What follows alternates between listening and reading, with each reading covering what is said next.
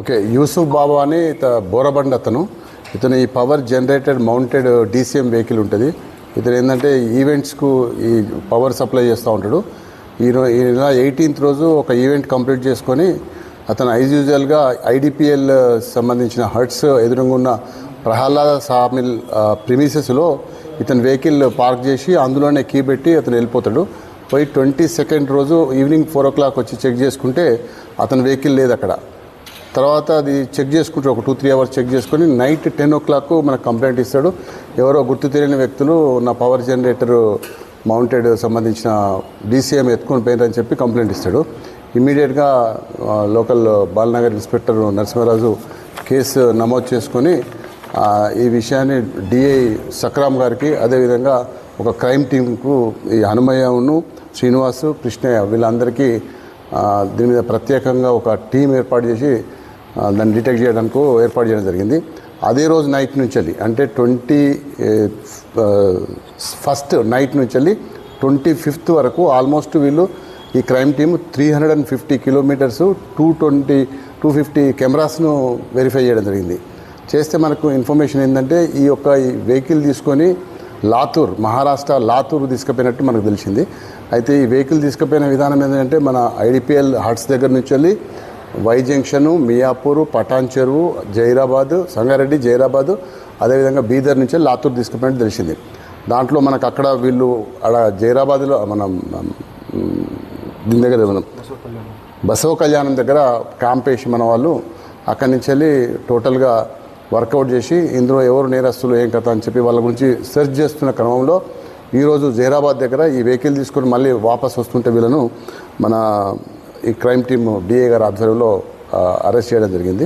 అందులో మహమ్మద్ ఖాదీర్ అండ్ మహమ్మద్ తాజుద్దీన్ ఇమీడియట్గా వాళ్ళని పట్టుకోవడం జరిగింది. అయితే ఈ కేసులో టోటల్గా 4 అక్యూజ్డ్ ఇన్వాల్వ్మెంట్ ఉంది.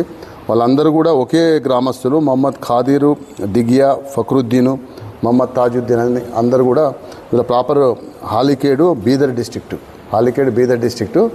అయితే అక్కడ ఇతను ఇందులో ఏవన్ ఎవరైతే ఉందో ఖాదీర్ గతంలో మన హైదరాబాద్లో ఇతను ఇదే పవర్ మౌంటెడ్ జనరేటర్ వ్యాన్లలో పనిచేసినోడు ఉన్నాడు. 2016 నుండి 2021 వరకు పనిచేసినాడు. అతనికి ఈ ఏరియాలో ఎక్కడైతే పార్క్ చేస్తారో వెహికల్స్ అనేది నాకు ఐడియా ఉంది.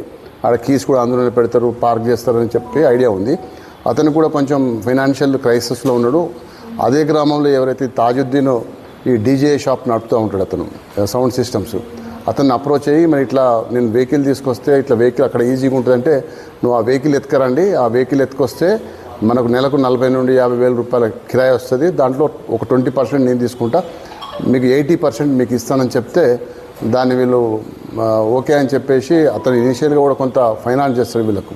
చేస్తే ఓకే అని చెప్పేసి ముగ్గురు కూడా ఒక పకడ్బందీగా ప్లాన్గా ఈ ఖదీరు, డిగియా, ఫక్రుద్దీన్ ఎలియాస్ గోరే వీళ్ళందరూ కూడా 18th బాలనగర్కి వచ్చేసి ఈ హట్స్ దగ్గరికి వెళ్ళి వెహికల్ ఎత్తుకొని పోయింది.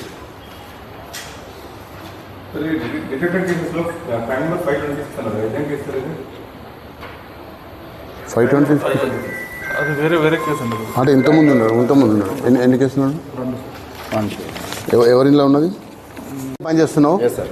Really great. నువ్వు క్రైమ్ వచ్చినాక బాలనగర్ క్రైమ్లో ప్రోగ్రెస్ ఉంది. What I observed. కంగ్రాచులేషన్స్.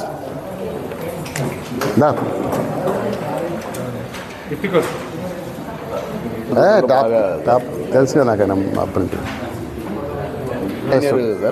బాగా చేస్తారు తెలుసు. ఇప్పుడు